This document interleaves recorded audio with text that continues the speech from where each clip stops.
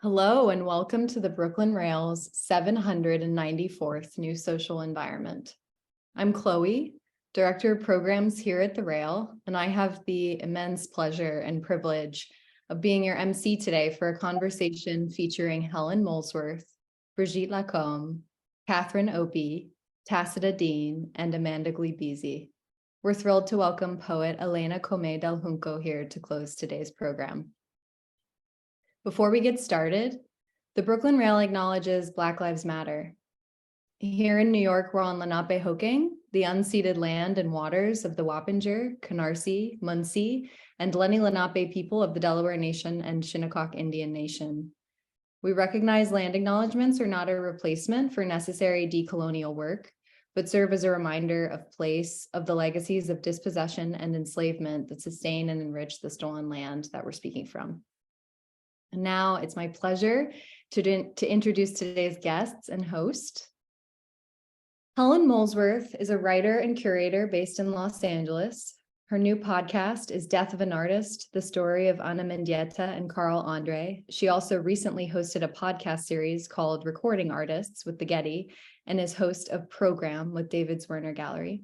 She's the author of numerous catalog essays, the recipient of many prestigious awards for her work, and she's curated major museum exhibitions, including monographic exhibitions of Ruth Asawa, Moyra Davey, Noah Davis, and others.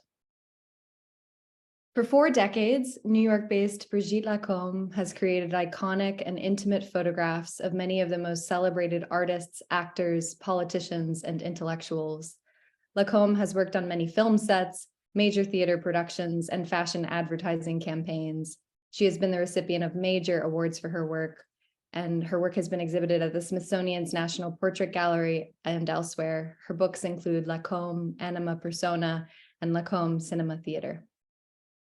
Based in LA, Catherine Opie is an artist working with photography, film, collage, and ceramics. Her work has been exhibited extensively throughout the US and abroad and is held in over 50 major collections throughout the world. Her first monograph, Catherine Opie, was published by Phaidon in 2021. She holds the Linda and Stuart Resnick Endowed Chair in Art position at UCLA, where she is a professor of photography and also chair of the Department of Art. Tacita Dean works primarily in film. She lives and works in Berlin and Los Angeles. Dean has been the recipient of numerous prizes, including the Kurt Schwitters Prize and the Hugo Boss Prize at the Guggenheim Museum in New York. Her most recent solo exhibition was in 2022 at Mudam Luxembourg and the J. Paul Getty Museum in Los Angeles.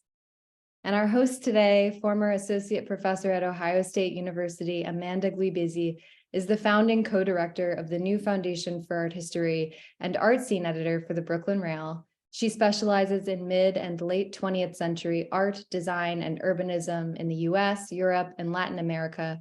Amanda is the author of Art and Design in 1960s New York. And with that, it's my absolute pleasure to pass it over to Amanda. Thank you so much, Chloe, and thank you all for being here. Chloe did a major feat of threading the needle to bring all of our illustrious guests here at the same time, even though they're all incredibly busy and everybody is desiring of their time. So thank you to Chloe, and thank you for all of you for being here. I'm going to ask questions mostly to everybody as a group, although there may be questions that seem more pertinent to one person or another. I should say at the very beginning too that I am not a photographer and I am not a photo historian. So I have taught about photography and I love photography, but if I use a technical word inappropriately or something like that, please correct me in the chat and know that I will mortify myself later. When I was walking through the exhibit, I kept thinking about the way that Proust talks about seeing faces of friends and acquaintances and family members when he would walk through the Louvre, or frankly, anywhere, right? When we think about Swann's Way, Swann's eventual wife he sees in a Botticelli fresco. And when I was walking through this exhibition face to face, I was realizing like, oh, I feel like here I'm seeing Glenn Ligon. Oh, here I'm seeing Joan Didion. And then I realized I was in fact seeing all of those people. So what a wonderful way to participate in such an exhibition. And so I thank all of you for that, for making us feel like we're actually a part of it, not just that we're viewing things, but that we're seeing friends and acquaintances. Helen, I wanted to start with you. If you could just tell us briefly how this came about, of course, how you decided on your artists and the things that you would show by them. And then also I want to get in a little bit closer to how you decided to install the show. There's some really, really interesting moments in the exhibition where I feel like, for example, the height of the photographs is installed in such a way that we lean forward a little bit and we're actually face to face, literally, with these people that we're seeing. The photographs and the film, everything is projected or printed so that we're about the same size as everyone. And even there are moments where I can see in your install that you might actually be engaging with the history of photography, thinking about using found photographs, for example, as an artist would, or thinking about the photo book and the way that it would be structured or narrativized. And so I'm very, very curious from you about how did this come about, and then how did you go about installing it for us? Thank you. And thank you to everyone at the Brooklyn Rail for the invitation and for giving us this platform to talk about the show. And of course, to everyone who's on the screen, who's taking time away from their day to listen to us. I appreciate you all so much. The show began in a very intimate way. I was extremely fortunate enough in about, I think, a 6-month period, or maybe slightly longer, to have my picture taken first by Catherine Opie and then by Brigitte Lacombe. And the experiences of having these pictures taken were completely different. The pictures themselves are completely different. And I had never been the subject of a portrait before. So this gave me a lot of fodder to think about. I was a very, very beguiling set of things to be thinking about in that moment. And as a result, I had known Catherine Opie's work, since the early 90s, and Kathy and I became friends sometime in the early 2000s. So I had a lot of intimacy and knowledge with Kathy as a person and as an artist, but I had only met Brigitte recently. And so after she took my picture, I spent a lot of time looking at Brigitte's photographs, and Brigitte had the majority of her work had taken place in the so-called commercial sector. And I was just blown away by, I felt like there was this sort of, someone that the art world was basically had slept on, that the commercial world was incredibly aware of the work, but that the art world was not. And I found that really perplexing. And I wanted to try and put Kathy and Brigitte together in some way. And then, I had a great professor, Hal Foster, who once said to me, an argument with only 2 sides isn't worth having. And that really stuck in my head in many, many ways, not only the truth of it about argumentation, but also the truth of the third term is always important. And so I had this Kathy, Brigitte, ping pong, tennis. I don't like tennis.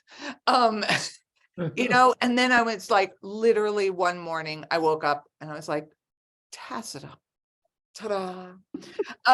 And that had, I had shown Tacita's work twice before. So I actually had a lot of familiarity with Tacita's work, but I had always had her in this box. You get artists that you love their work, but you put them in a box. So I had Tacita in the tree box, in the durational box. But then I was like, duh, Tacita's made a body of work that is portraits. And so I reached out and said, would you please give me the links? Can I watch them? Can I think about them again? And then I was lucky enough to be in London and saw 150 years of painting in real life at her gallery in London. And that was the moment I was like, and like scene end, like this is the way to proceed. So that's how the exhibition came into being. I know everybody wants like a more scaffolded intellectual reason, but it was really born of like incredible intimacy. And I think that intimacy in part was born out of the deprivation of the pandemic.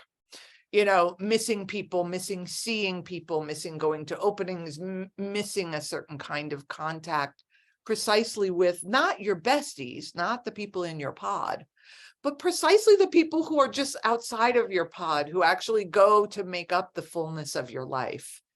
And so that's how the show came about. And then in terms of the installation, I tried to install the show in a variety of different modes. And so Amanda, that your question intimates to me that was maybe partly successful, that there are different ways of viewing photographs. I tried in some instances, like that line of Maya Angelou's, to sort of register them as they might appear in a book, to that kind of the intimacy that photography has always had with books. I tried to make sure that when you exit or enter Tacita's, the two rooms where Tacita's films are being shown, that there's connective tissue for that, so the obliqueness of that Mary Kelly portrait from behind by Catherine Opie, and then you go into David Hockney, and he too is sort of so mysterious in there. The first shot of him we see is from behind, to try and make those little connections. And then with Opie in particular's work, I wanted to, I think, Catherine came out of the gate so young, so strong, particularly as you can see on the screen with those colored background portraits. And they were so important in terms of thinking through queer identity, that I, in fact, had sort of stopped registering them as portraits because they had been taken up in a discourse around queerness that was so palpable and so crucial that I had sort of forgotten, like, oh yeah, those were actually artists and poets and performers, and, wanted to pull that early work into dialogue with this more recent body of work that Catherine had done about, focusing on artists in particular. So I was definitely trying to play around with different modes of address, both in terms the artists making their modes of address, but then also different modes of curatorial address, and like, how do we install pictures, and what are we hoping as curators for our viewers to see through the act of installation itself. That's really wonderful. Thank you. I'm very curious about the act of making portraits of artists. I feel like every artist I know loves photographs of artists in their studios. And so I'm curious about that. Is that true? Or is it just the artists I've talked to? And also, what is different about making pictures of people who produce imagery, whether it's visual imagery or like Joan Didion, whether it's a writerly imagery? Is there something that's different about that?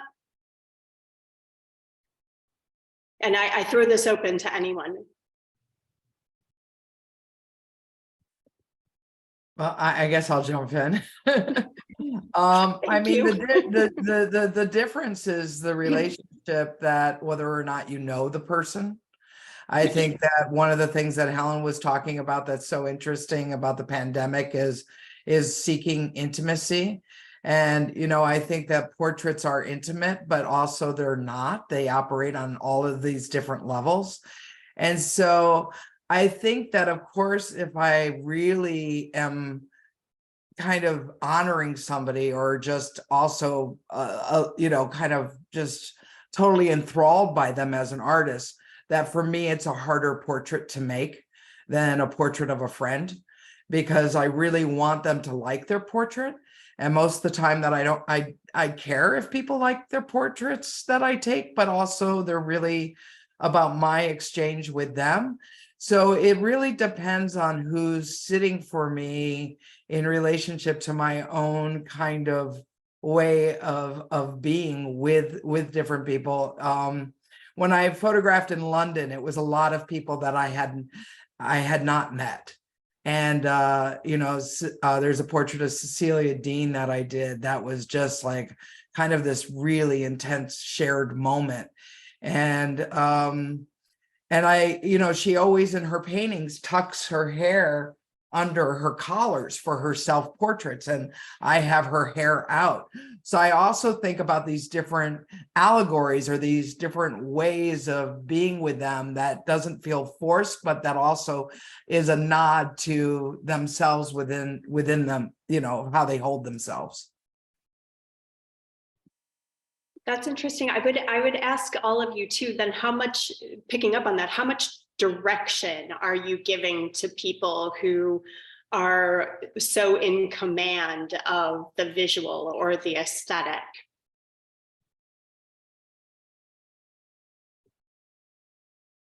Well, I give a lot of a direction, but you go ahead, Tacita. Yeah, I was going to say, for me, I always, because one of my biggest, I suppose I'm slightly different in the sense that they're not, when I make a film of someone, they're not sort of particularly called portraits in that moment. But they are, and they've been, named that retrospectively. But for example, in order to avoid self-consciousness, which for me is the most difficult thing and the thing I really don't like in film, and I guess you two both have that problem too, but it's a bit easier in a sort of a fraction of a second than over a durational period. I often say, it's like I'm making a painting of you. It's equivalent to painting, and even when I filmed the actors in His Picture in Little, I even drew portraits of them with pencil because it made that relationship clearer for them in a way, rather than sitting uncomfortably, not, and actors like to be directed. So they were very uncomfortable. They were sitting there. So as soon as I got out my pad and paper and started to sort of a pencil and paper and drew them, then they understood that relationship.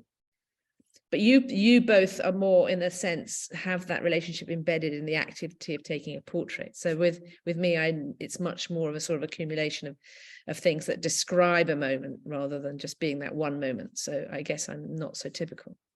Mm-hmm. Brigitte, what about for you? When we think about especially portraits that are made in a space that might be both an art space and a commercial space, how much direction are you giving to people who aren't being employed as models regularly? So they might not know, for example, how to move their bodies fluidly so that you can capture something interesting and visually potent.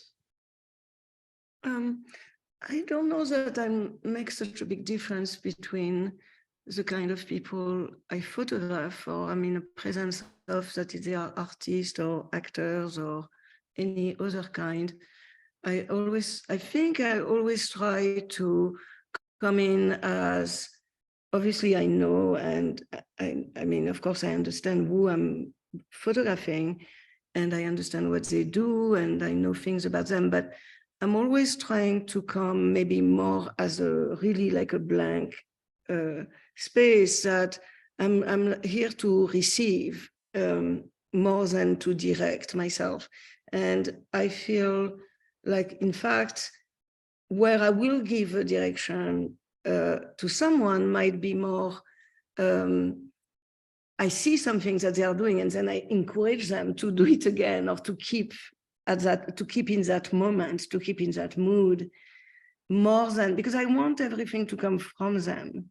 I don't really want to tell them what to do myself. So sometimes, of course, I do, if really they are too like frozen or reluctant, or, but in fact, I rather that all come from them, and then that the quality of the focus that I have, or the attention and the interest I have in them, will help them deliver something that is going to be interesting and also is going to be them.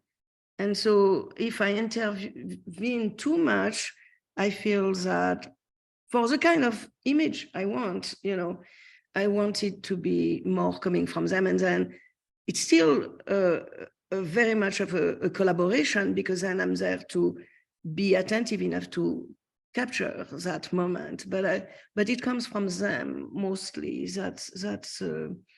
And actually, the other thing is, I don't like when people are too comfortable in front of the camera. I find it less interesting. I rather that people are, I don't mind self-conscious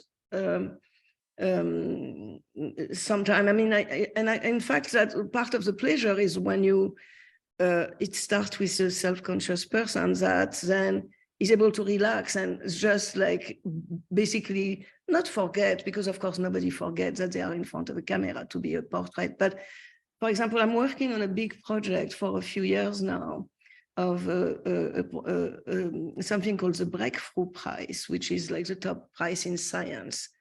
And I've been photographing all these extraordinary scientists and like Nobel Prize, a lot of them. And I find it like they are among the most interesting people I photograph, because they arrive a little awkward and they are not used to be in a professional setting and to be photographed, and they are a little kind of either apprehensive or a little reluctant or a little, but then within minutes, they get completely engaged because they are interested in what I'm doing and interested in what my assistants are doing and what is this light and what is this. And I mean, they completely forget about themselves and they get totally engaged and forget immediately about their self-consciousness because they are engaged in something that is interesting to them. And and that to me is like always like a great like pleasure moment when it gets very quickly to that. I mean, they are like extraordinary people and intelligence, but they are very able to forget about themselves, as opposed to actors or even artists sometimes, and certainly all kind of performer, including politicians, and that are very conscious of the image that they want to give you. So that's it. About how long do you find that it takes to capture an image? Obviously, for Tacita, we could be talking about a day, 2 days, 3 days, I'm not sure. How long do you find that you need to spend with people before you can find the image that works for you? It depends. I mean, sometimes it comes immediately and you are completely surprised that it's so accessible, and sometimes it takes a while, and sometimes it's never there.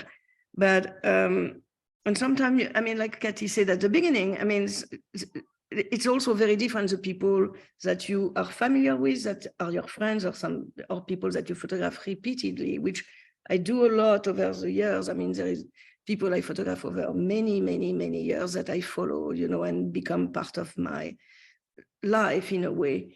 But I don't think that there is a rule. It depends. I think it's every time different, and that's what keeps me loving what I do, that I feel every portrait is something different. Can I ask Tacita a question? Mm-hmm. Of course. Tacita, I realize I've never asked you. I know just from like the way people know things, that you have a relationship with Hockney and with Julie Meritou. I know you guys are good friends.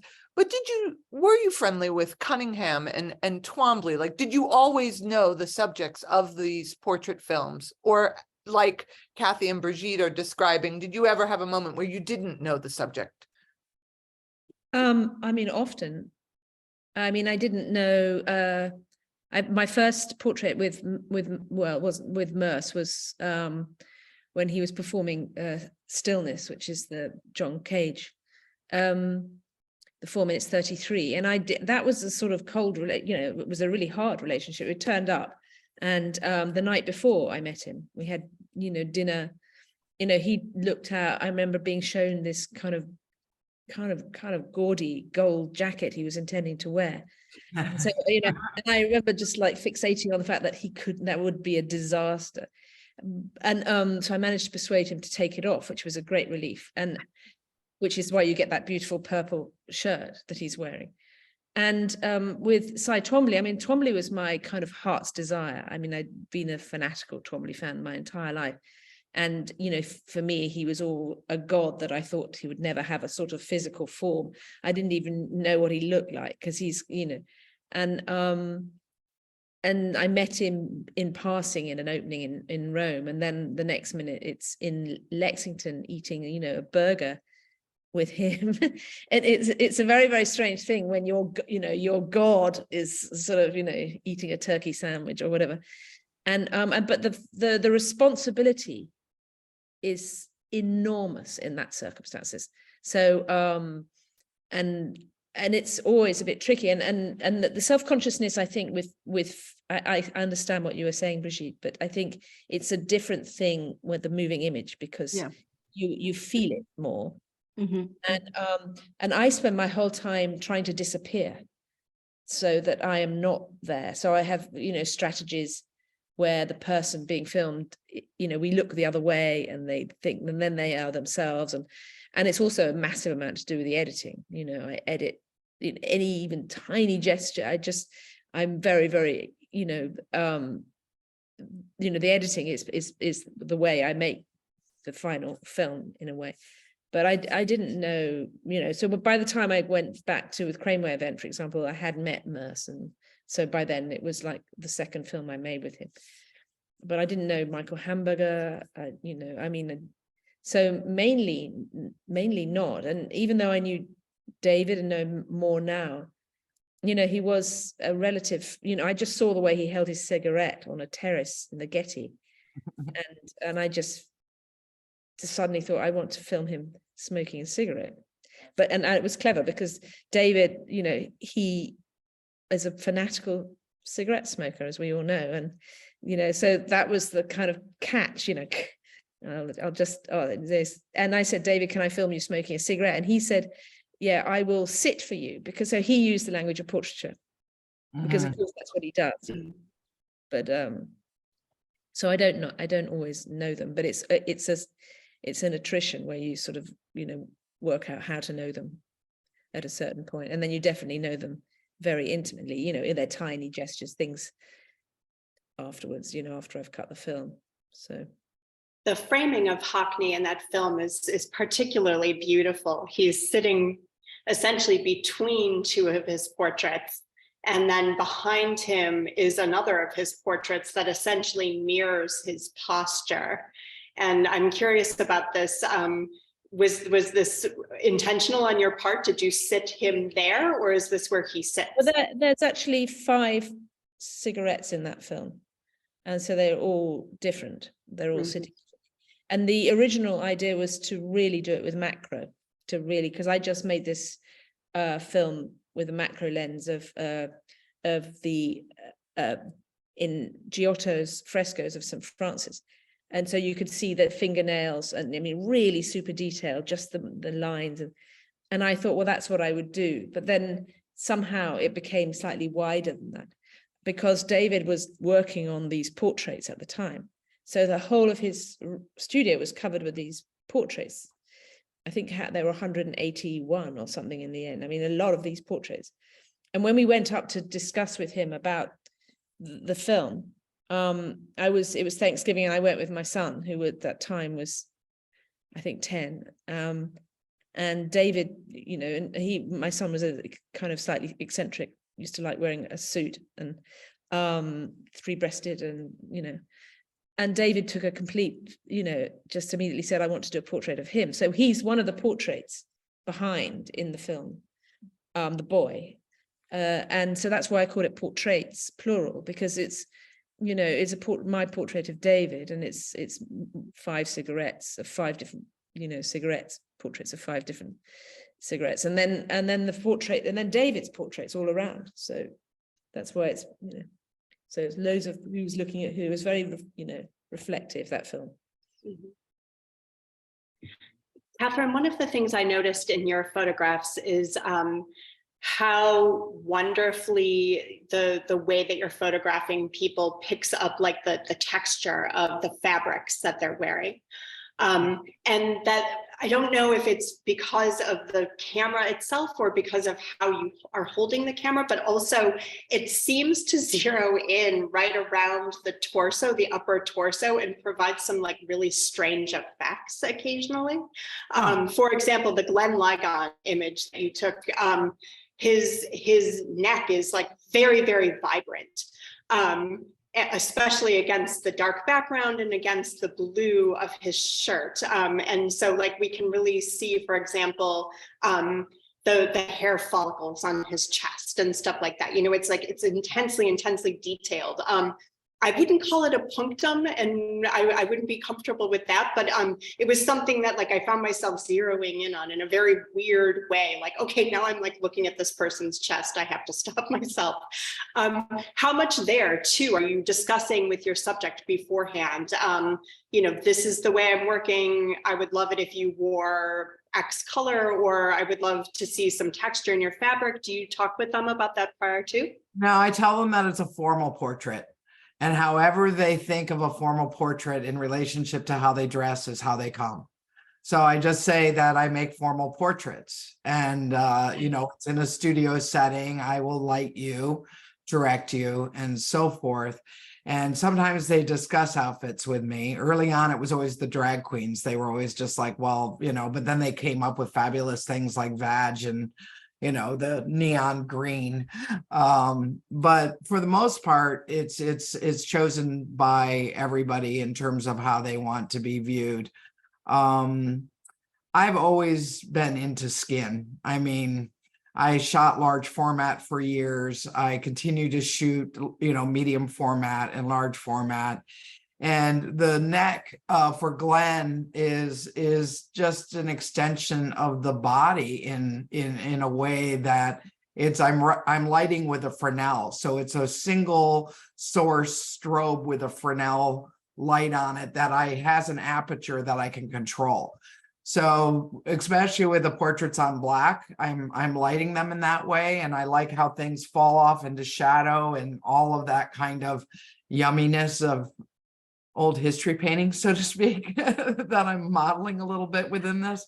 But skin and the detail of skin is really important. If you go to Lawrence Weiner, I don't know, do you have Lawrence in here where he has the cigarette? I don't know if he's in here. He might be in like a bigger shot. Anyway, it's like how his beard is shadowed on his chest. And I asked Lawrence to take his shirt off. And I was really surprised that Lawrence ended up doing that for me. I mean, I've known Lawrence since I was in my 20s, and he was a dear friend. But I wanted his skin, I wanted his hands, because how he always held a cigarette and how he was, and just like the vulnerability of his body in relationship to his age. And I think asking Lawrence to take his shirt off was very much more of an earlier stance that I would have had in my work within the queer community in relationship to the body being so important in skin. And I wanted to bring that back into this work, but it also was because it was Lawrence and how tenderly I felt for him. Mm-hmm. Have you ever failed, Kathy? Oh, all the time. No, I mean, so in a way that you have a responsibility to someone and you just cannot do it in a way that... Well, it's funny. I had a really good friend ask me the other day, a really close friend. In fact, this friend is so close that she was the one who did the self-portrait cutting, the cutting in my back. And she's an artist and she had never done a cutting before. And it's the artist Judy Bamber who makes really amazing portraits as well. And Judy and I were having a drink and she said, I just have to ask you, why have you never photographed me? I am one of your closest friends. And I said, to be honest with you, Judy, I feel like I would fail. And that would really disappoint me because I love you so much. And I just wouldn't want to fail with you because you're so important to me. So there are moments that happen like that for me where I'm just like, I want to do it and I want to try to do it, but there already is an energy or an awkwardness that could end up resulting in me not achieving what I would like to achieve. What would it mean for all of you to fail? I know what that would mean for me as a writer. It would mean that like I just can't write it for whatever reason. Like I can't get the words that I can find to express myself. But I as a non-artist, I don't know what that means. Well, I think for me, as portraits are a shared moment that is fairly intimate, even though I'm really controlling it. And so if I can't find the person or that exchange or get them to a place that I want to see within the image, then I have failed. I mean, with me, when I filmed Klaus Oldenburg, I had one day with him. And I mean, he's a wonderful man. And he was like doing drawings for me up on his 4th floor. And I thought, I'm going to fail. I cannot make a film out of these drawings. Because this process, because for me, he really, it felt like he was doing it for me, drawing for the camera in a way that I just didn't believe was authentic. And it was only later in the afternoon that he, he kind of started, we got him out of that. He was, down into his basement and he started to lose himself dusting his objects, that I realized I had a film. But there was a moment of panic in that day when I thought, oh my God, I really am going to have to just tell Klaus Oldenburg that, I've just wasted his time. And that was a huge responsibility. But funnily enough, recently I went back for the first time, and I never do this, look at my cutting room floor, because failure is cutting room floor, really. That's where the failure is. And I re-looked at that footage of Klaus drawing, and I might yet cut it into a film, because I think he was a showman and I misunderstood it. So I might go back there, because I'm sort of, there's more nuance in it than I'd understood at the time. But I guess that was like a fear of failure, although in the end I managed to make a film. But there are some people, because people come up to me and say, why didn't you make a film of this person, and really try and invite me to do it. And if I don't have the chemistry, I just can't do it. So even if I've never met them, but there's just something, there has to be something there that attracts me. But Brigitte, I wonder about you, because you actually are being paid sometimes to photograph people. Mm-hmm. If there's no chemistry, what happens? Well, I mean, I think then it happened, and then you just rely on knowing that you know what you're doing and that you can make a nice image.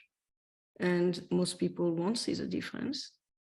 And, which is the truth. I mean, I see that all the time, where somebody that you don't know, or even that will give you like a great compliment, and then about your work, and then in the next sentence they will praise someone that you think very little of. So you realize they really don't know the difference. And so I think you can, as in photography at least, you can always rely on knowing what you are doing and delivering a nice image.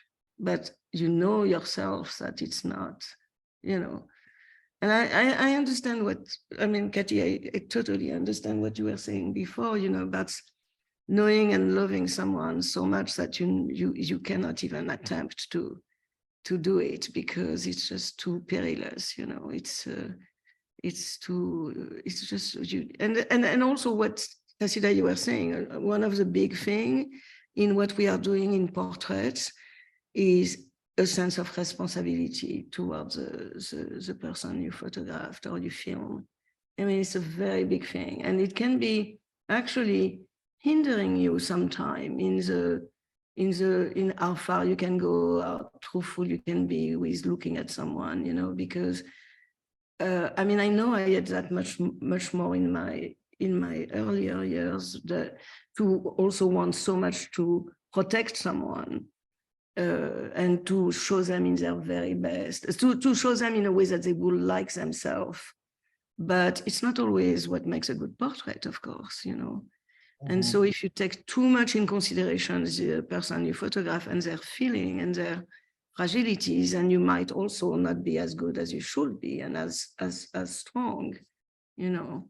But you do, I agree completely with Tacita that you do have a very, very big sense of responsibility, and should have when somebody agree and trust you with their vulnerability to be seen, to be scrutinized. It's a very unnatural situation, you know, to be seen and scrutinized so clearly, because we all know, I mean, what you see when you look into the camera, that it is a moving camera or a still camera, you see a lot, and you look for everything. You are like registering every little thing, and it's a very unnatural way to look at someone. You don't look at people that way in real life when you are sitting across someone that you love or you don't love. I mean, you may be sharp, but not as sharp as if you're actually looking through a camera. So I have a lot of, I feel like protective in a way, but you have to, of the person that, because you know how difficult and painful it is to look at oneself, you know, so you can just imagine to be looked at that way by somebody else that wants to capture, yeah. So anyway, that's it. And I think honoring somebody too, like one of the things that I realized early on in the portraits and starting to photograph my queer community was, not only was it to create moments of representation within my community, but it was also because my friends were dying and of AIDS. And so even with the portraits of artists, you know, we no longer have John Baldessari, we no longer have Lawrence Weiner. And so there is this honoring through memory, and what Portraiture does still at that basis of the family album, right? But mine happens to be a very formal family album, so to speak. But I think it's important to think about portraiture in relationship to, you know, longing and memory and all of those things get wrapped up with representing somebody. I mean, that's a very important part of mine, is that always say that I'm very happy it exists, because, you know, obviously I do tend to photograph older people and you know, and they have died subsequently. And, you know, and I'm just so happy that there's that moment in time, you know, that's what it is. It's a moment in time, like Lucita, who's just popped up on the screen, for example. You know, that film came about because, you know, Lucita and Julie, that's not, oh yeah, it is, looks strange.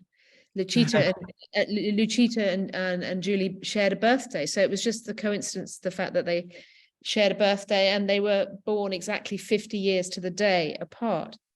You know, and had it been the day before or the day after, that the alchemy just would not have worked. It just had to be the day.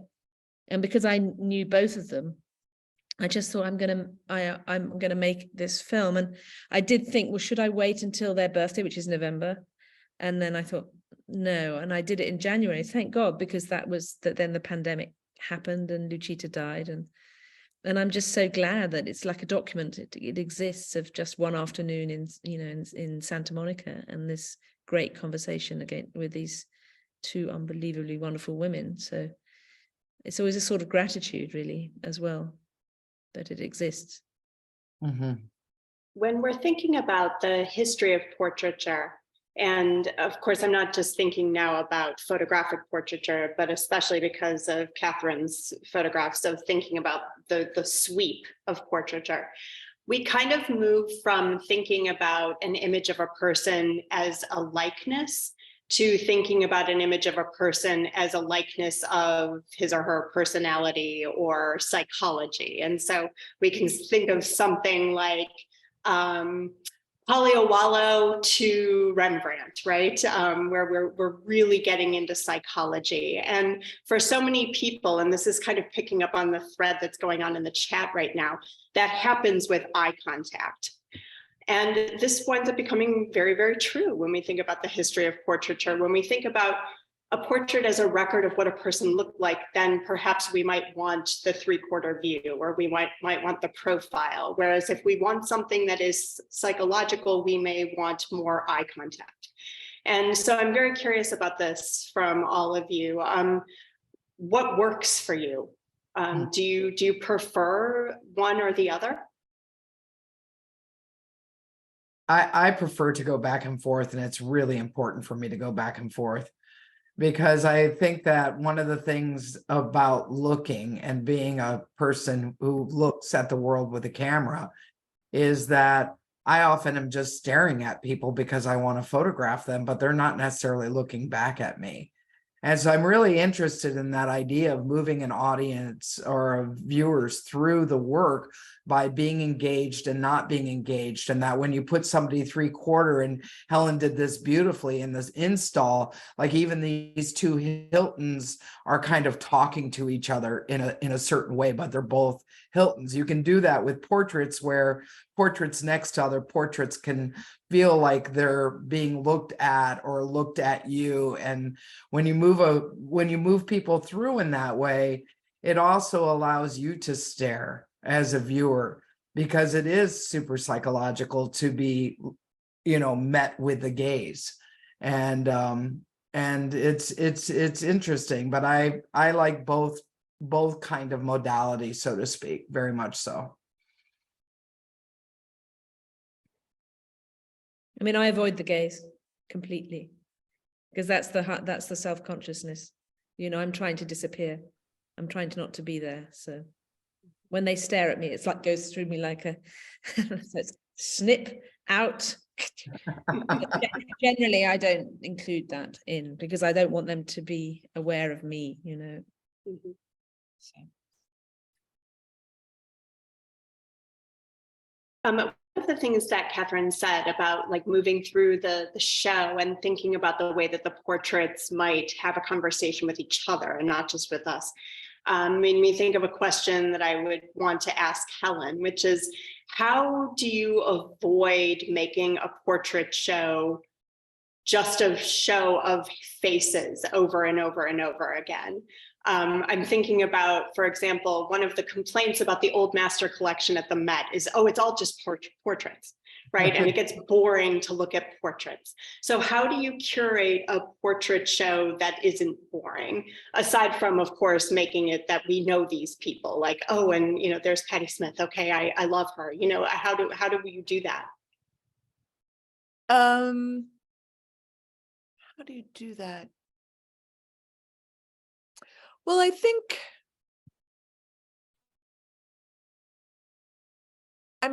that probably came out mostly in the way the pictures were installed. I mean, there's a variety of ways these pictures have been installed. I knew really early on, like if I just did like 2 rooms of Tacita and then like all of Brigitte and all of Kathy's work, that it was going to feel kind of very pat, like it was all worked out, And one of the things I was curious about was what would happen if we held these 3 different ways of approaching portraiture in some sort of tensile relationship with one another. And also each of the artists within their practice also has different ways of handling the situation. I mean, I think, for instance, even in Tacita's, just whether it's David Hockney alone or whether it's Julie Meritou and Lucita Hurtado speaking with one another, right? Like these are really different event structures. And I think that that happens in Brigitte's work between the studio shots and the sort of more classic torso portraiture. And with Kathy, I think it happened, I mean, there's this use of this sort of oval form versus the more traditional rectangular form, but also the colored background versus the black background. So even within each artist, there's a variety of formal moves. And then I tried to move things around a little bit in the install. So sometimes the pictures are installed together to very expressly to get you to look at the conventions of portraiture, the 3/4 view, right? Like, and what the persistence of that from the Renaissance through to the present, you know, I mean, that we should adopt this 3/4 view for, you know, a almost 600-year period is rather extraordinary to me, and what it does. Or sometimes I paired the pictures much more explicitly about, this is a dinner party. This is the dream dinner party of all time. The run where, you know, Joan Didion is next to Betty Saar, and, you know, that run of 6 pictures in that bay is for, and I don't know if anyone gets that who goes to see the show, but that's what I'm doing as a curator. I'm like, here, I'd like you to look at 3/4 portraits. Here, I'd like you to look at the tension between the still imagery of Brigitte taking these pictures of Maya Angelou and the moving image of Tacita with David Hockney. And here I've got this fantasy dinner party going on. So I think that's one way to get out of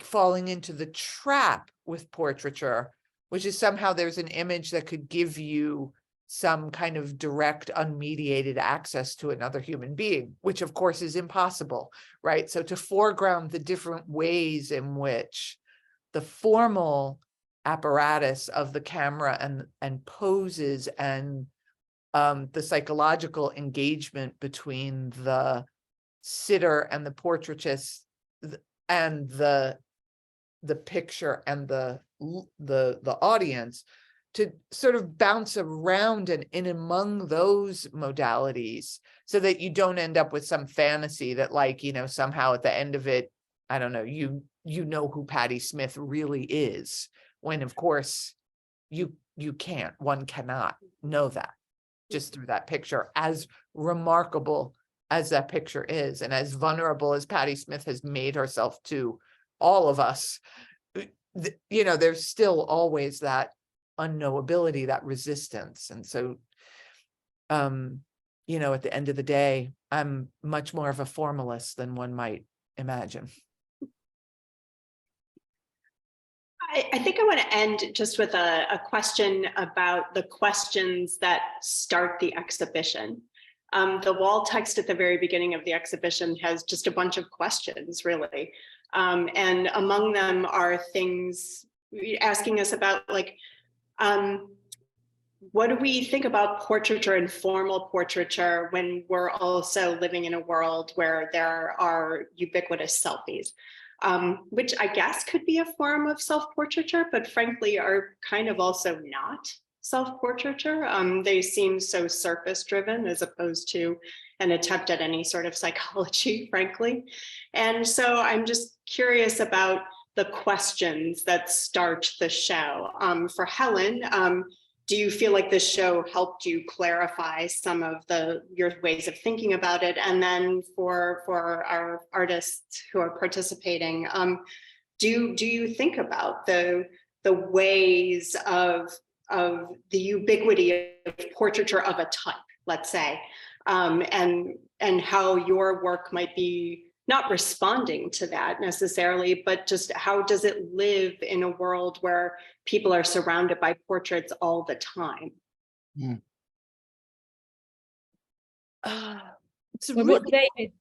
just answer that quickly because I haven't asked. David Hockney, I remember him saying about the ubiquity of images, he just said, do it in black and white. and do you? I mean, I'm not the...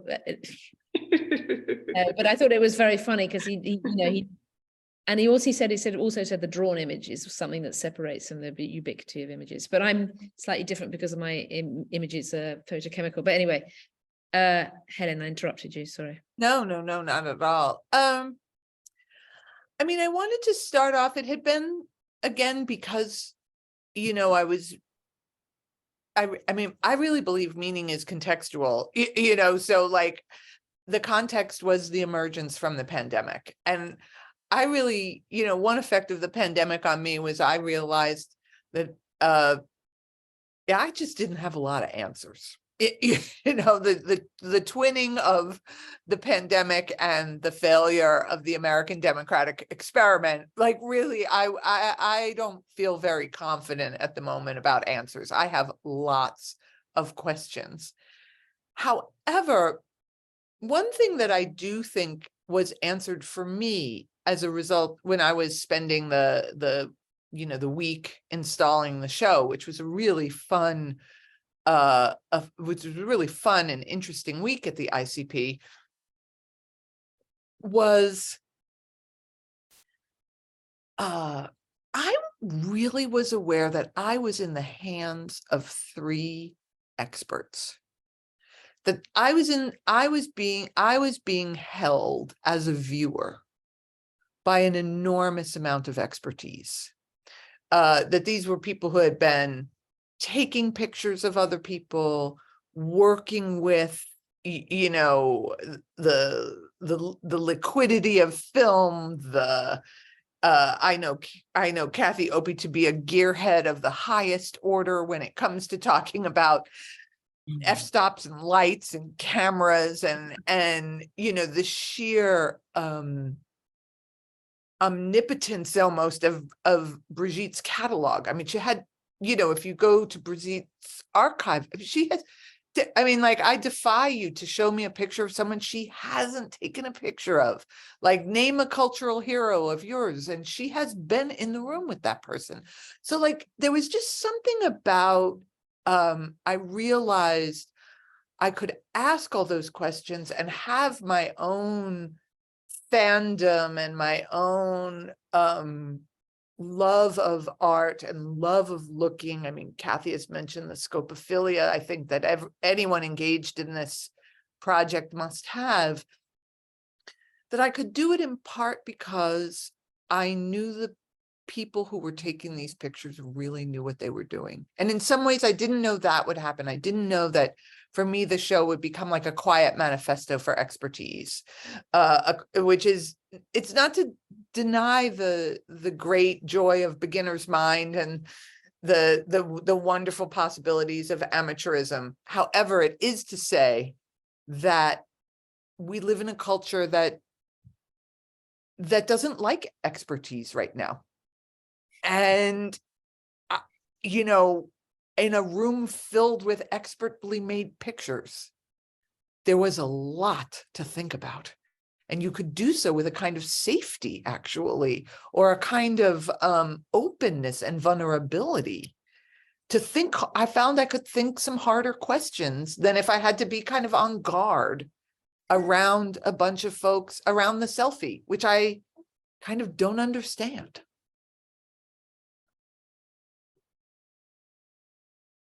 Well said, Helen. Yeah, well, very well said.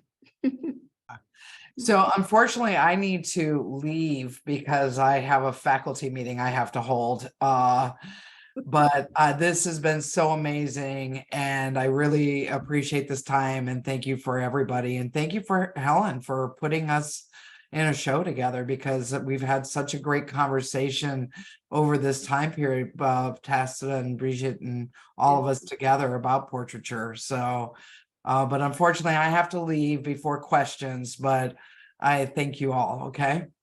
Thank you so much. Thank you. Okay. Bye now. Bye-bye. So Chloe, let's move to questions now so that we can get some in before everybody else has to go. Yeah, thank you so much for that incredible conversation. That was really, really wonderful. The first question is going to be from Rebecca. Let's see here.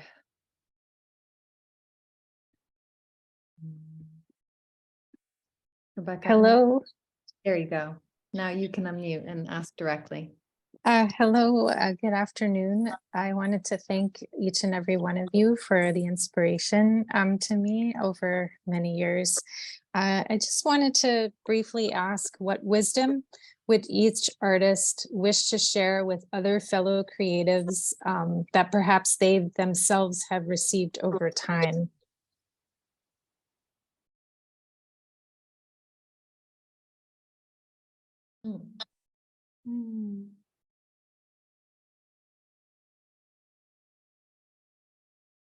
That's difficult. Well, Helen, you had your Hal Foster. Yes, there you go. An argument. I mean, I'm filled with that kind of pithy. I'm always trying to escape the great difficulty of the world through a pithy comment. So, yeah. Oh God, that's quite hard, actually. I'm trying to think. Me I too. remember one lecturer said to me when I was starting, and I remember it just was it was tough, but it worked. I remember she just said, "It doesn't work, does it?" And in a way, I think I asked that myself the whole time, it doesn't work, does it? And but I'm not sure that's kind of advice from in a creative, in a good way, positive way, but it helped me anyway. I mean, all I can think of, and I also, it's not appropriate, I'm sure, but like my mentor when I started, because I started very, very young, I was a high school dropout. And my mentor told me that I had to wake up every morning and not like sleep around like I used to do, and that I had to just get out there and basically try and try and try and try. I think that was like one thing, that you cannot get discouraged by like failure, and that you have to like just like soldier on. That was basically our message. And actually I was a little shocked when she said that I had to wake up early and go, but in fact it did work. But no, I don't have any, I cannot think about a really clever things to say. I mean, I have a bit of that. Something that I've worked out about myself that didn't necessarily come from an elder, was that often things go wrong in order to go right. Something catastrophic happens within your work, and then suddenly there's a reason for it. And so, I always think that if you're in a moment where it's all falling apart or something's going wrong, you just have to have the faith and the belief that there's a reason that it's gone wrong. And often that is the case with me. So, things haven't come out right, with exposure and stuff like that. And then there's a reason why, and it will make sense. And so it's sort of trusting in that process a bit. It is a bit precarious to trust in the process, but I have to, because I've, staked my whole working life on it, really. But I mean, one thing also is that I discover that almost every time I take a portrait, and I take portrait almost every day for many, many years, that I think I always learn something. It can be like a small, ridiculous technical thing, or it can be something about myself or the people in front of me. But there is always something that I walk away from it thinking, yes, I can do better next time, because I've just realized that or that, and that's also what keeps me engaged, to know that I'm like improving, or at least trying to. I mean, I never had a formal lesson ever on cutting a film, and every time I cut it, I forget how I did it last time. And I think that sort of amnesia is really helpful. I can't remember how I labeled things, and and it's just, so I start afresh in a way each time. So yeah, I understand that very well. Sometimes I look at my tripod and I don't recognize it. It's just like things that are like super familiar that you use all the time, but somehow they kind of surprise you, Yeah, but that's the thing, that we are lucky, to have that kind of freshness and a new start every day. Thank you so much for that question, Rebecca, and thank you for those answers, Tacita and Brigitte. The next question will come from me, and if anyone in the audience wants to raise your hand or post a question in the chat, please do. My question is, do you remember the first portrait you took, and who was it of, and what was the context? Oh, well, for me, do you mean film? Well, I mean, in a way, the first one was Mario Merz, in this sort of kind of career, you know, if you look at it like that. But I mean, if you're earlier than that, you know, funnily enough, this new film that I've just made is full of all my outtakes and Super 8s, so you can date things earlier than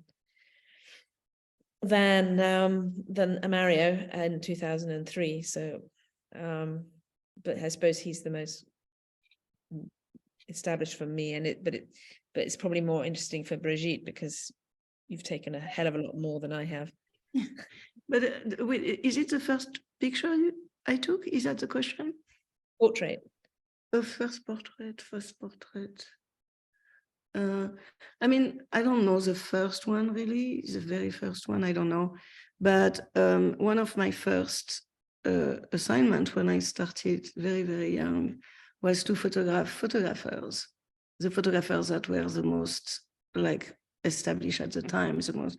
And that was, I mean, to this day, I still like cherish that because I photographed Jacques-Henri Lartigue, and I photographed like really Helmut Newton, and Sarah Moon. I mean, like really extraordinary photographer of the time. And it's not like I had time to do like proper like portrait, sit down portrait, or I was not given that kind of importance, but I was on their photo shoot for a day, and that was, I mean, it's really, oh, and Peter Lindbergh also.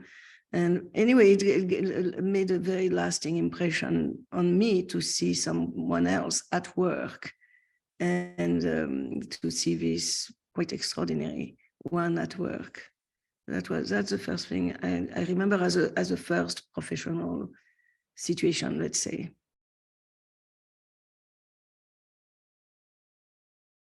Thank you so much for those answers. I see Veronica has their hand raised. I'll give them the chance to unmute and ask a question. Yes, hi. I was wondering for each one of you, what was your first camera? Would it have been a Leica, a Nikon, a Hasselblad, or what was your first camera, and do you still have it? That was for me, it was a Nikon F that my father gave me. And it was like, my father was like passionate about photography and wanted to be a photographer and was not able to do that. And so he gave me this camera, and yeah, I still have it. I think mine was an Olympic trip. Is that Olympus trip? Sounds familiar. Does that ring any bells? It was a title, Olympus trip. It might, I might have made that up, but that's what it. I don't know.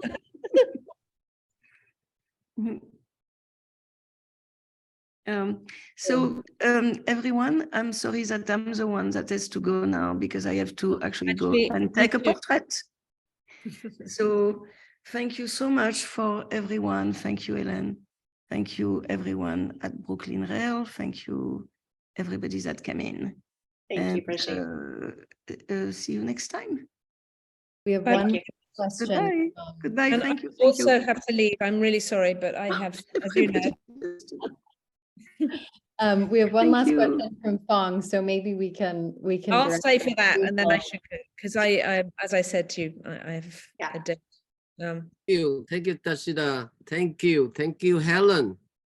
I was listening the whole time, and I can't help but when you mentioned the idea of contextual, contextual. It's so interesting that how sometimes words get lost, like the word fact.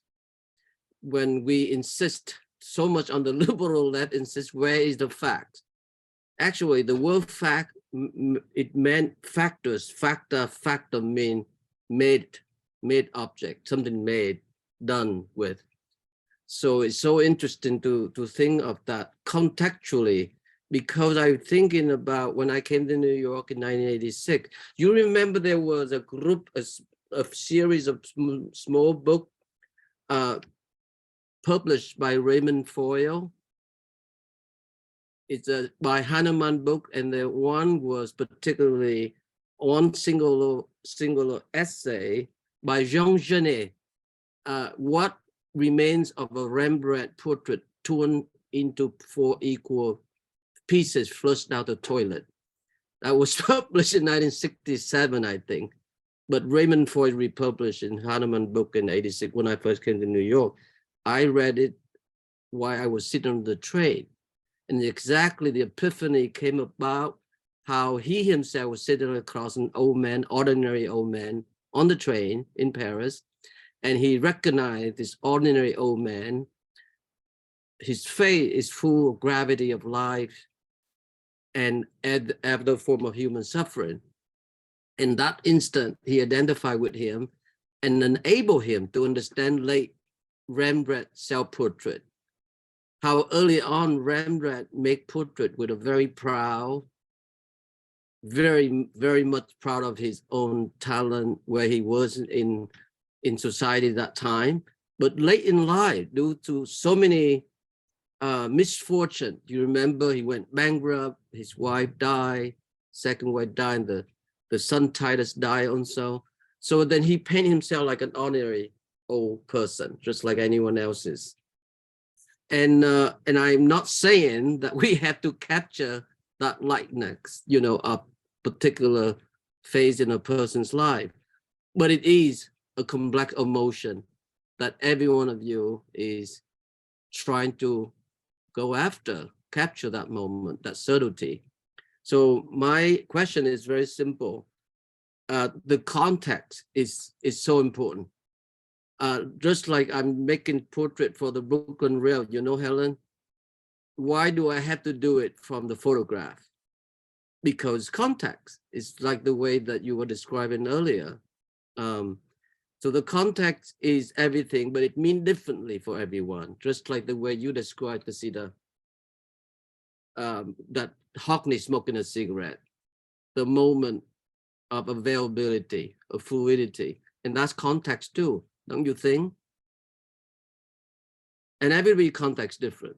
So that's my question. Helen, would you care to elaborate on that? Sure. What I find so remarkable about your question, Fong, is that book and that little Genet book. I took a quote from it, and Yeah. it's the epigraph of my first ever published essay in like 92 or 93. I was really, really turned on by that essay of Genet's. And I'm a native New Yorker. Yeah. And I realized that I would never have said this otherwise, but you've opened up the space for me, which I appreciate. I was very, very, as a child, I was raised in Queens. Mm. So I took the train to the city all the time. The city is Manhattan. And as a kid, and I still have it, I loved the train because I felt the intensity with which it satisfied my very, very young scopophilia. I loved being able to look at people. Mm. And one of the very first photo books I encountered as a young person was the Walker Evans photo book of him taking the pictures of people on the train. Mm. And that sense of them both, I was very aware. I traveled a lot as a child. I was a kind of academic brat. My parents sort of packed us up and took us to different places. I knew that the people on the train in New York didn't look like the people on the train in Paris, and they didn't look like the people on the train in London, that there was something I understood, like I am in New York, and this is the context for these faces in New York.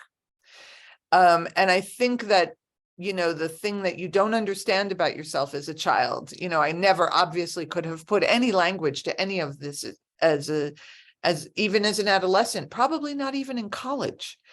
But looking back on my love of looking at faces, my understanding that the context for those faces was a kind of anonymity of being on the train in New York. Yeah. And that I was, that part of my birthright as a New Yorker was to have that way of looking at other people, with all of the complexity of what it means to look at other people in that way, has fueled probably my entire intellectual output in some way. So yes, the contextual quality of meaning doesn't only attend to art objects, it attends to one's person as well. We only make sense because we are in a context as well. Thank you. That was so beautifully put. Tacita, you feel the same way when you experience that encounter? It's an encounter of the otherness, isn't it? I do. I mean, I do. I mean, for me, when I'm making a film, I'm actually making a portrait not of just the person, but of the context of the person. So I work a lot with the details of all the bits around them, of their lives. You know, I do a lot of cutaways that describe the person, because it's not just the person, but it's the moment and the time of day that person is existing in. So it's the description of a moment in time, and that person inhabits that moment in time. Yeah, well, that's I'm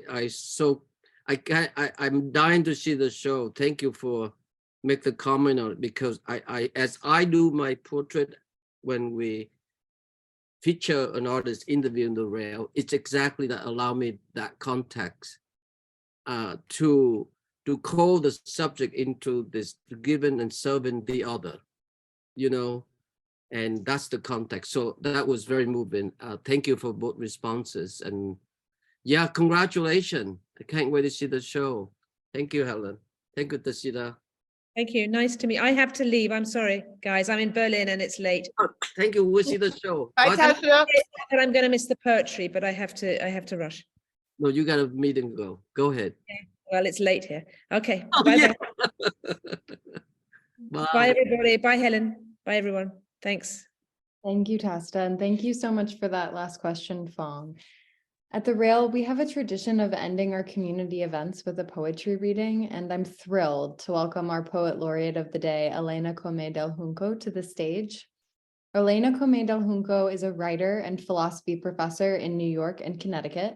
She recently published a chapbook, Second Nature. Her essays and criticism have appeared in publications including Texturkunst, 3 AM, and The Point. She is currently writing a book about the history of the natural as an ethical and political category from antiquity to the present. Please join me in welcoming Elena. Thank you so much, Chloe. I'm really grateful for the invitation to be here and for the opportunity to hear the amazing conversation that preceded. So I'm just going to read a couple of things. First of all, from this little chapbook that just came out here, which you can find more information about. I think there's a link in the chat. And then I'm going to read something new, and I'll say a bit about that. But anyway, so this is called Second Nature. It was published by a small press in California who are doing some really great, putting out some really great work. Okay, so in, through rolled down window, high, bit too much enthusiasm, out, phlegmatically, how's it going? Inside AC, turned up high to push back soupy early summer humidity, out, driving through side streets near school, disorientation, not having been in car before. Things look different from middle of the street. Later sort of thing to slap, rightly or wrongly, with label unheimlich in Intro to Cultural Studies. His hands larger, but more defined. So angular with veins visible on top, structured. One on gear shift, not doing anything, but gripping a bit too tight, other on top of steering wheel, holding a bit too loosely from above, like in movies with long driving scenes and male leads, stoic. trying to find Hollywood look-alike in unremarkable, slightly doughy face and already visibly receding hairline, not easy. Easier to be into situation when not thinking such comparisons. Thinking more, though, about hands, can't help it, fixating on how his are larger, wondering if he'll notice or care about it, if he does. Too childlike hands risk ruining things if too soft and/or too thin is thought. Still, hard not reaching over to other side of car, or more precisely, hoping he reaches over with free hand, one on gear shift, which not doing anything at all, now that car on highway. There's certainly porn set in cars to be found online. Category, amateurs. Young twink sucks off straight daddy in semi-truck. Stop the car right now. I really must fuck you right now. I got fucked by cab driver in his car after I finished clubbing in the morning. Instructor fucks driving student after failed road test. Helpless TS teen forcefully fucked, open parenthesis, anal, close parenthesis, inside car. Cheating is so much fun, period. Feelings, question mark, just fuck, F-U-K. All caps, fingering his girl in the car. SUV, open parenthesis, Mercedes. Roadhead, all caps, 3 punctuation or 3 exclamation points. Unclear if just taste to be acquired, having head pushed down in 6 to 12 lanes of traffic, but hot idea, and who cares if it's not original, if it's hot. Hegel never actually says that, though. Cicero does say that good feelings make bad habits die hard, or, and is it vice versa? De Finibus 525. Of course, main reason, didn't think to tell anyone, shame. Shame, but also, if being honest, good to be honest, fantasy of violence, something bad happening, disruption to usual order of life, threat of bodily harm, if not the actual thing, with apologies to HG, sorry, who himself wanted to smash in twink lover's head and take pics. I would like to be surrounded by him, surrounded by fragrant, pale pink peonies. I would have loved that splash of blood at the moment of his stabbing me, for him to feel disgusted and pleased when those warm pieces of my brain, just as he shattered my skull. Yes, I would really love for him to touch my brain. Clarity of violation equals moral superiority. Way of getting around unease, jealous, among gay men at least, having younger/smaller, fuck older/bigger, CF above. E.g., Leo DiCaprio as Rimbaud in Top of Verlaine in early 90s, for example. Historically important not to forget who shot whom in the end, or how in beginning, even before V's final break, whole thing fell apart when V broke up with R because R made fun of how V held fish walking home. Sources dispute whether mackerel or herring. I'm gonna read a very short poem that was written as part of a project set up by the poets Rainer Diana Hamilton and Ted Dodson, which was to invite a number of people to write poems in the format of a piece by the recently deceased poet Bernadette Mayer called February 25th, and to take this format that has no name and to write poems in this style. So I'm going to read this briefly. It's called To the Reader on Feb 25th, 2023. And stupid, even so, it really isn't such a big deal once you, and I mean you in this case, not one, stop for a second to actually think about what could go wrong here. Not nothing, but not everything either. Stop worrying. And mistaken, fine, but doesn't count as a catastrophe, just the sort of thing that happens to people, like when you leave the keys in the door, or your wife, or the lights, or stove, or your camera on, even if by accident, well, unzipping. And sinful, oh my God, clearly it's a joke, but archness only goes so far before wearing out, or it gets hard to get over the idea that your friend could, meant impersonally, both you and the friend, who you probably already hate, actually be serious reconversion, just lacks follow through. And withholding, in fact, makes sense, but does not mean that it's going to make anything better if you're just planning in the loose, but please not the impact, not intent sense, to keep getting off by and off self-denial. And the mistakes, the stupidity, the sin, the withholding, it's all in there, but it's not even clear that it's hypocrisy. And anyway, if it is, what comes next? Just because you get off to poetry means you need to go out and become a writer. Sometimes it's fine not to reciprocate. Thank you so much, everyone. Elena, incredible. Thank you so much for concluding today's event with a reading. And thank you again, of course, to Amanda, to Helen, to Catherine, to Tacita, and to Brigitte for this incredibly illuminating and inspiring conversation today. Thank you as well to Marjorie Newman, who helped a lot in the preparation for today's event. And we'd of course like to thank the Terra Foundation for sponsoring the NSE and making daily conversations like this one possible. They also support our archive, which you can view on the YouTube channel for the Rail. For 22 years, the Brooklyn Rail has provided a platform for the arts, culture, and politics through our monthly publication and public events like this one, our daily New Social Environment. You can check the chat for a link to donate to support the Rail. And if you're free on Monday at 1 p.m., do join us for a conversation with R.I.P. Germain and Paul Gladstone on the occasion of Jesus Died for Us, We Will Die for Dudus at ICA London. We conclude with a poetry reading by Tillman Goldsborough. And as is Rail tradition, you can now turn on your microphones and say hello and goodbye as you leave. I look forward to seeing you again in the New Social Environment and wish you all lovely weekends. Thank you so much. Thank you so much. Thank you. Thank you so much. Thank you. Thank you, Helen. Thank you, Paul. Bye. Go see the Good show. weekend. Bye. Thank you very you. much. Take care, everyone. Thank you. Congratulations, Helen. Thank you, thank you, thank you.